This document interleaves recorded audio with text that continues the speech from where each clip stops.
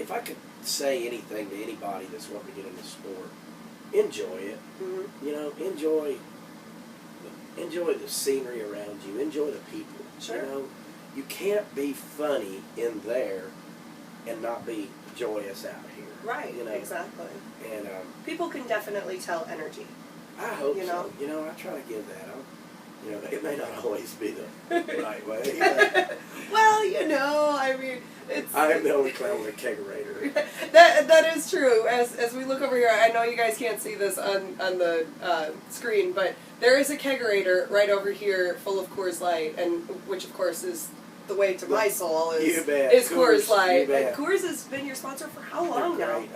About 5 years. You know, That's cool. Well, actually 10 years that I've been in the program. Goodness. Coors, the Man in the Can program is a great program. Mm-hmm. You know, it pays us to advertise for them, and sure. The year-end awards. You know, when you get the top 5, and yep. You go to the banquet. Donna Keffler is wonderful. Yeah. You know, and I'm a big PRCA supporter. Mm-hmm. You know, when I do other rodeos, I'm not. Sure. You know, I mean, I make a living. Yeah. On this, and if you have one, chances are I'll come to it. I measure them by fun now. Yeah. You know, instead of oh, this one here is the big money, or right. I have more fun at the 2 and 3 part rodeos than I do the 10 or 12 part rodeos. Sure. Because my ADD kicks in and I get bored pretty quick. Yeah. So I guess that's why I've learned to play the guitar, do something every night. Yeah. So. Well, and that was something that you had said also. You know, I know when you were talking to somebody that, you know, you've made a living out of what you used to get in trouble for. Exactly. You know? Yeah, you bet. And it's. I was kind of a class clown, you know. Yeah. When I came from what I was getting at earlier, when I came from not a broken home, my mother and I have a great relationship. Mm-hmm. I probably, without rodeo, there's no telling which direction I would have taken. Sure. I don't use that as an excuse. Mm-hmm. You know, it's not. Right. But I was pretty bullied as a kid, you know, because I was kind of the standouter, and, you know, and I always brought attention to myself. Sure. And so I think this is the good Lord's way of paying me back. I mean, it got pretty serious with my bullying and stuff, and I think this is the good Lord's way of paying me back, saying, you know what, you made it through hell in your you know, junior high years and elementary years, and you go do what you want to do, and I feel like He tells me that, so I take advantage of it. You know? Well, and I think it's hard for kids when you are in that time frame and stuff. You think that everything's the end of the world.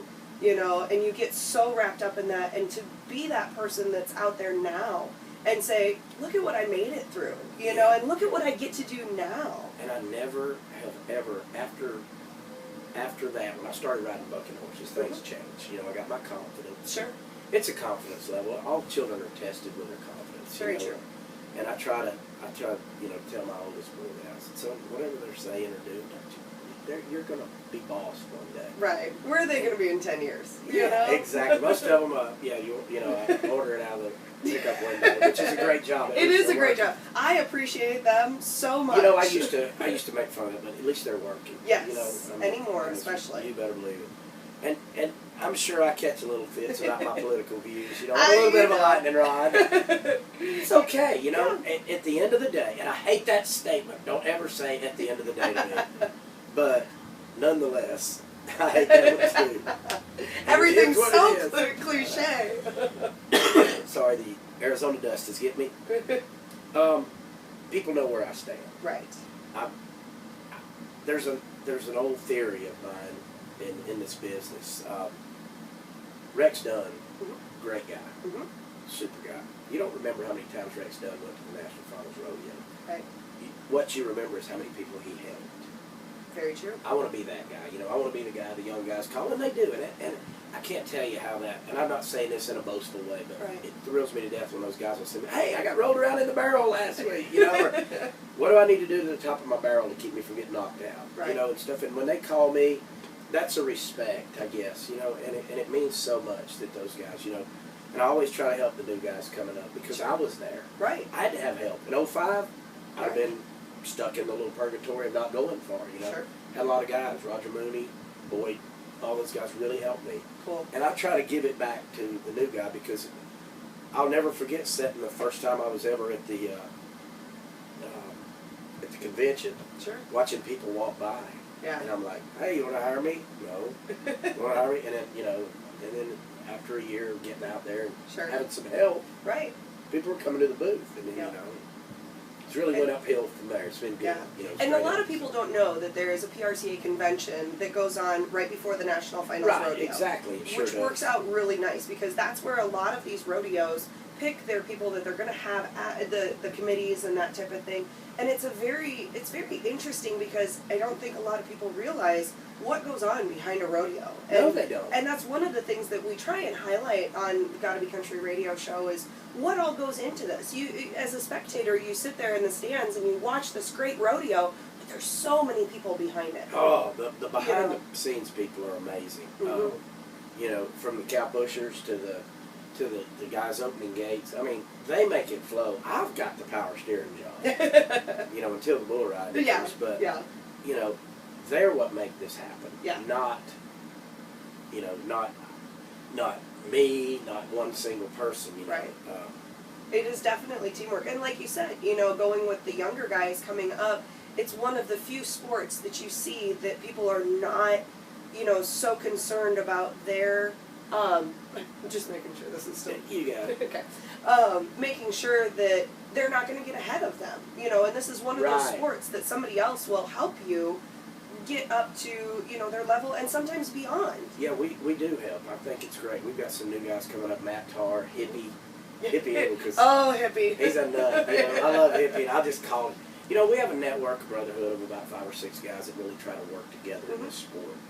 John Harrison, Hippie, like I said, Matt, of course, Rump, you know, Justin Rumford. Oh, gotta love Cody Rump. Sosby, you know, and those guys that really, that we try to network this and make this more profitable and more fun. You know? Right. And, you know, and I'll say, hey, that was a great rodeo, try to go there. And I always try to recommend somebody. Sure. You know? I mean, go with our recommendations. Right. We know. You're in it, you know. and you know, and then if you don't come back and say, oh, that guy was terrible. You know, don't do that. Don't come back to me. Go with what we say. We know. We're not trying to do anything but help your rodeo. Exactly. The bigger, the better the rodeos, the better we're all going to be. Exactly. You know? And there's a lot of, and I know there's a lot of new talk about new associations and different things that are coming up. The American, the ERA, there's all sorts of very interesting things going on in the world of rodeo right now. Yeah, we got a lot of guys trying to reinvent the wheel. Mm-hmm. Fix what we have. Right.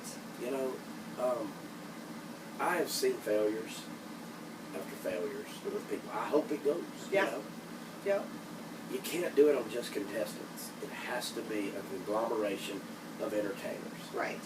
Rodeo, unless you're at slack, is entertainment. Yeah. You know? And sometimes slack is entertaining too. It is. Every once in a while. You bet. You bet. In the mud. In the mud. But, you know, rodeo is an entertaining sport. Mm-hmm. Football is judged on scores. Sure. Baseball is judged on scores. NASCAR is entertaining. There's a thrill to it. Sure. There is an excitement to baseball, but the end result is someone having more points than the other person. Correct. Rodeo is, just like NASCAR or whatnot, how much fun did we have making the product, if that makes sense. It does. And it's a great way to look at it. I think that we need to get back to that. It's not one single individualized deal. It's the production of it and the sport and the around it. Sure, definitely. But I mean, I wish everybody the best. All it'll do is help us. It will, definitely, with this American and all these great things, you know. Tons of marketing, which is great to get the sport out because it's amazing. Even you know, as we were sitting there last night selling the T-shirts, 3 new people that stopped by that had never been to a rodeo before. And they damn sure bought a shirt. And they bought a shirt, exactly. And they came back afterwards and they talked about how great that was, and you know, they had seen it on TV, but to be in it and to have that interaction with it was really cool. They really enjoyed it. That's all you can ask for. Right. You know, and like I said, that's why I try to make a presence down there in my booth. You know, and that's been awesome. I know that there's a lot of people that were coming back just to meet you because they thought you were great in the arena. Well, so I have fun. I want people to. There's not a way to judge funny. You can judge a hard worker. Yes. You know, and there is a difference. And if I have anything, you know, advice to give the young guys coming up, as the old veteran now, I guess, or not the oldest. Mark Swingler's like 130. But if I had to give you Edit, advice, you bet. Oh no, put that on there. But if I had to give any advice, work hard. Don't leave that arena. Give the people, all people want is their money's worth. Mm-hmm. You know? True. You don't have to be funny every time, but you damn sure better work hard. And that's all. Right. You know? And enjoy what we have. Mm-hmm. You know, enjoy the fellowship, enjoy the people around, you know. There's nothing. This is my NFR every night. It's the guys coming over, hey, Hodges, you got a beer? Sure, let's get after it. You gonna play guitar tonight? Are y'all playing tonight? Yeah. Nothing thrills me more than saying, hey, yeah, we're playing. Oh, y'all are with Luke, you know. Yeah. And I'm like, yeah, you know, because awesome. it's a different deal for me being on stage. Sure. You bet. Then being, I mean, you're on stage in the arena, and then you're on stage after, but That's yeah. a totally different. That's a scary on Yeah. stage. You know, in that arena, if I screw it up, as Rudy Burns always said, it was already screwed up. It's a clown act. You know? Up there, you got to get it right. Yeah. You know, and like I said, Luke is so patient, and he's so wonderful. I want to thank the people that have helped me. Cool. You know, because these guys, I'm hard to help. And you know, and I've made a few sad faces and angry people in this business. Yeah. I've made amends with them. Yeah, You know, that's good. I've decided that how many more years do you have this? Sure. I'm a lot happier person now. I just, you know, I love what I do. Cool. It's the most interesting job to tell people. Mm-hmm. And people are seeing more that rodeo clowns are not vagrants. You Right. know, that we're comedians. Right. And that we give you 2.5 hours without TNA. Yeah. You know what I mean? Instead of, you know, anybody can cuss for 30 minutes Right. and make people laugh. Exactly. But what we do is a skill and it's an art. It is, and that it's family entertainment. Absolutely. You know, it's not something you can take your family to a rodeo and you can teach them, you know, stuff about how everything is happening, and the announcers do that, Absolutely. and then you help that. You know, that's one of the biggest Rock and Robbie myths that I've got to say that bothers me probably more than anything when people say, well, you're not very family friendly. I don't get letters. Yeah. Where did I get that reputation? Where, you know, Yeah. what rodeo was I at? Because I'll go to watch somebody and they'll just, quote the Bible and down other, you know, people for their sexual orientation. Yeah. And I'm like, I would never do Right. that. Yeah. I don't use Obama jokes anymore. I Yeah. don't. Whether he would anymore. Right. Well, the way I figure, you're hurting 50% of your audience Correct. to do that. Very true. But I don't get letters. Yeah. And people are like, oh, you're not family friendly. I am opinionated in my beliefs of this country. Mm-hmm. And I'm not going to ever apologize for not liking the enemy. Right. I'm not going to apologize for people who run over this country. I'm not going to do it. If I never work another rodeo. Yeah. But as far as you've been able to bring your children to the rodeo and have a good time, bring them. Yep. Yep. I mean, Very cool. but that probably hurts me the worst when people say that. Yeah. People say stuff. And people always say stuff. But, and I quote, at the end of the day, Jesus, I hate that. Air quotes. Hashtag. Yeah. Hashtag at the end of the day.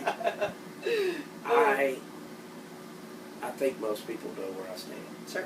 I'm good with that. Yeah. And if you don't come by and get free beer.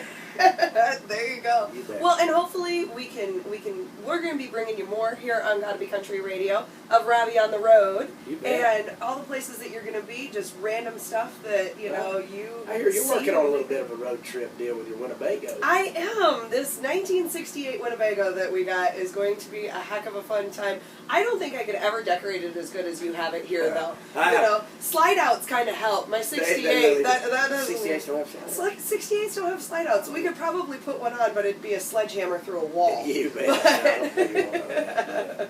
The old Winnebago, like Evil Knievel. Exactly. Exactly. It should be fun. So thank you so much for joining me here. You bet. We're fixing to get ready for the Sunday performance. We here. are. Yeah.